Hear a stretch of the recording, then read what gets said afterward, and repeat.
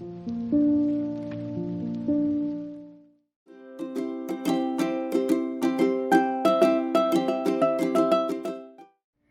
greet you all in the name of Lord Jesus Christ, and I'm so happy to be meeting all today through this Be Encouraged by God's Word series. And இன்றைக்கு ஆண்டவர் நம்ம கிட்ட எதை பத்தி பேச போறார் அப்படின்னா, offer what you have to the Lord and he will multiply it. ஆமாங்க, உங்ககிட்ட எது இருந்தாலுமே, சிறிய ஒரு விஷயமா இருந்தாலுமே offer it to the Lord. ஆண்டவருக்கு நீங்க அதை சமர்ப்பிங்க, ஆண்டவர் அதை மல்டிப்ளை பண்ணுவார், ஆண்டவர் அதை பெருக செய்வாராம். Okay, let us all read a verse from 1 Kings 17:13-15. And Elijah said to her, "Do not fear, go and do as you have said, but make me a small cake from it first and bring it to me, and afterward make some of yourself and your son. For thus says the Lord, God of Israel, the bin of flour shall not be used up, nor shall the jar of oil run dry, until the day the Lord sends rain on the earth." So she went away and did according to the word of Elijah, and she and he and her household ate for many days. The bin of the flour was not used up, nor did the jar of oil run dry, according to the word of the Lord which he spoke to Elijah. தமிழ்ல வாசிப்போம். 1 ராஜாக்கள் 17ஆம் அதிகாரம் 13-15 வரைக்கும்.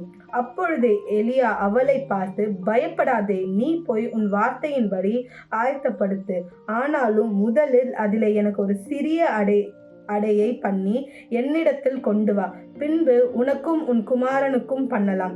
கர்த்தர் தேசத்தின் மேல் மழையை கட்டளையிடும் நாள் மட்டும் பானையின் மா சேலவழிந்து போவதும் இல்லை, கலசத்தின் எண்ணெயை குறைந்து போவதும் இல்லை என்று இஸ்ரவேலின் தேவனாகிய கர்த்தர் சொல்லுகிறார் என்றான். அவன் போய் அவள் போய் எலியாவின் சொற்படி செய்தாள். அவளும் இவனும் அவள் வீட்டாரும் அநேக நாள் சாப்பிட்டார்கள். ஸோ இங்கே பார்த்தீங்களா, எலியா தேவனோட தீர்க்கதரிசியான எலியா ஒரு விதவை, அங்கே இருக்கிற ஒரு விதவை கிட்ட போய் கேட்குறா. அவள் ஆல்ரெடி அந்த விதவை சொல்கிறா, என்கிட்ட கொஞ்சம் தான் ஃப்ளோர் இருக்குது, என்கிட்ட கொஞ்சம் தான் மாவு இருக்குது, அதை சாப்பிட்டு நானும் என் மகனும் இறந்துடுவேன்னா அடுத்த வேலைக்கு இல்லை அப்படின்ட்டு. அப்போ எலியா என்ன சொல்கிறா, நீ சொன்னபடியே போய் செய், பட் முதல்ல எனக்கு அதில் கொஞ்சம் எனக்கு அதில் கொஞ்சம் பங்கு கொடு அப்படின்னு சொல்கிறா. அது கேட்குறதுக்கு எலியாவுக்கு அந்த இடத்துல எவ்வளோ கூச்சமாக இருந்துருக்கணும்ல. அவள் இப்படி சொல்கிறா, ஏசப்பா என்ன நான் போய் என்னன்னு கேட்குறது அப்படிலாம் இருந்திருக்கும். ஸோ அந்த இடத்துல அந்த மகளும் என்ன பண்ணுறா, நிறைய ஒரு கேள்விகள் இருக்குது. எப்படி இதை கொடுத்துட்டனா எனக்கு என்ன இருக்கும், என் பிள்ளைக்கு என்ன இருக்கும் அப்படிலாம் கேள்விகள் இருந்தாலுமே அவள் என்ன பண்ணுறா, அவள் கீழ்ப்படுறா, எலியா சொல்கிறத அப்படியே செய்கிறா. அப்போ என்ன ஆகுறது, இந்த இடத்துல எலியா அந்த ஒரு தேவனோட வாக்குத்தத்தத்தை ஒன்று அந்த மகள் கொடுக்குறா.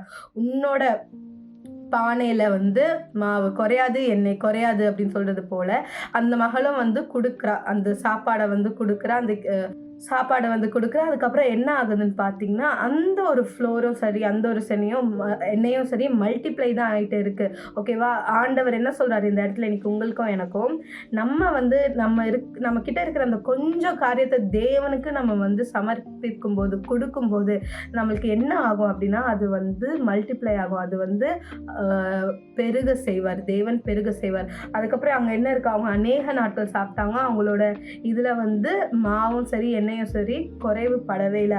அதே மாதிரி தாங்க இன்னைக்கு நீங்கள் நினைக்கலாம், எனக்கு இந்த ஒரு குட்டி டேலண்ட் தான் இருக்குது, என்கிட்ட இவ்வளோண்டு சம்பளம் தான் வருது, என்கிட்ட இவ்வளோண்டு டைம் தான் இருக்குது தேவனுக்காகன்னு. இந்த கொஞ்சம் விஷயத்தையும் நீங்கள் ஆண்டவருக்குன்னு நீங்கள் மரம் பூர்ணமாக நீங்கள் சமர்ப்பிக்க பாருங்களேன், ஆண்டவர் அதை மல்டிப்ளை பண்ணுவார். இன்னைக்கு நீங்கள் சொல்கிறீங்களா, எனக்கு ஆக்சுவலி என்னால் இவ்வளோ நேரம் தான் ஆண்டவர் கொடுக்க முடியுது அப்படின்னு. உண்மையாக சில பேர் டைம் இருந்தும் கொஞ்சம் தான் கொடுப்பாங்க, அப்படி இல்லை, உண்மையாக வர வழி அந்த இக்கட்டான அந்த நிலைமையில இவ்வளோன்னு தான் என்னால் ஆண்டவருக்கு டைம் கொடுக்க முடியுதுன்னு நீங்கள் என்ன சொல்கிறீங்க, ஐயோ இதுக்கு மேலே என்னால் ஆண்டவரோட டைம் ஸ்பெண்ட் பண்ண முடியலேன்னு வருத்தத்தோட இருக்கிற அந்த கொஞ்ச நேரத்தை நீங்கள் உண்மையாக ஆண்டவர் பிரச்சனத்தில் நீங்கள் ஸ்பெண்ட் பண்ணுறீங்களா, ஆண்டவர் அதை அது பெருக செய்வார். அதே போல் உங்களுக்கு இருக்கிற அந்த கொஞ்சம் சம்பளத்தில் கூட நீங்கள் ஆண்டவருக்கு உண்மையாக விதைக்கிறீங்களா, ஆண்டவர் அதை பெருக செய்வார். அது மட்டும் இல்லை, ஆண்டவர் உங்களுக்கு கொடுத்துருக்குற அந்த கொஞ்சம் டேலண்ட்டை கூட நீங்கள் ஆண்டவருக்குன்னு பயன்படுத்துறீங்களா. நீங்கள் நினைக்கிறீங்க அது ரொம்ப சிறிய டேலண்ட் அப்படின்ட்டு, ஆனால் ஆண்டவர் அதை நீங்கள் ஆண்டவருக்காக நீங்கள் அது உண்மையாக நீங்கள் கொடுக்கும்போது, உண்மையாக செய்யும்போது ஆண்டவர் அதை பெருக செய்வார். இன்றைக்கு ஆண்டவர் கொடுக்குற வாக்குத்தத்தமே இதுதாங்க, உன்னை பெருக செய்வார், குறைவே படாதுங்க. அந்த மகளுக்கு எப்படி அதுக்கப்புறம் மாவும் எண்ணெயும் குறைவு படாமல் போய் அது அதிகரிச்சுதோ, பெருக செய்தார். அந்த மாதிரி நம்ம கிட்ட இருக்கிற அந்த கொஞ்சம் காரியத்தை ஆண்டவருக்காக நம்ம சமர்ப்பிக்கும் போது ஆண்டவர் அதை பெருக செய்வார். இன்றைக்கு எதை குறித்து நீங்க வந்து இன்செக்யூரா ஃபீல் பண்ற, என்கிட்ட இவ்வளவுதான் இருக்கு, இதை வச்சு ஆண்டவர் இதை ஏத்துப்பாரா, இது ஆண்டவருக்கு நான் கொடுக்கலாமா வேணாமா நீங்க யோசிச்சு கொண்டு இருக்கலாம். நீங்க ஆண்டவருக்கு அதை கொடுங்களேன். You just give that to the Lord. நீங்க எப்படி யோசிக்கலாம், நான் ஆண்டவருக்காக தான் செய்யணும்னு இருக்கேன், ஆனால் நான் ரொம்ப சிறியவன் அப்படின்னு நினைக்கலாம். உங்களையே நீங்கள் ஆண்டவருக்கு அர்ப்பணிங்களேன். ஆண்டவர் உங்களை பெருக செய்வார். ஆண்டவர் உங்களை வல்லமையாக பயன்படுத்துவார். ஆண்டவர் உங்களை உங்களுக்காக வைத்திருக்கிற திட்டம் ஒருபோதும் தடைப்படாதுங்க. only when you allow God to work in your life completely. Okay, let us all pray. Lord Jesus, thank you for this day. ஆண்டவரே, இன்றைக்கு கொடுத்த வாக்குத்தத்தத்திற்காக உமக்கு கோடான கொடி நன்றி ஆண்டவரே. இப்பொழுது கூட நாங்கள் ஜெபிக்கிறோம் ராஜா. எங்கள் கிட்ட இருக்கிற இந்த சிறு காரியங்களை உங்களுக்காக நாங்கள் முழு மனதோடு அர்ப்பணிக்கிறோம் தகப்பனே. Lord, every honour and belongs to you. நீர் இதை பெருக செய்ய போகிற தேவன், உமக்கு கோடான கொடி நன்றி ஆண்டவரே. In Jesus name I pray, Lord. Amen. Amen. God bless you. Have a great day.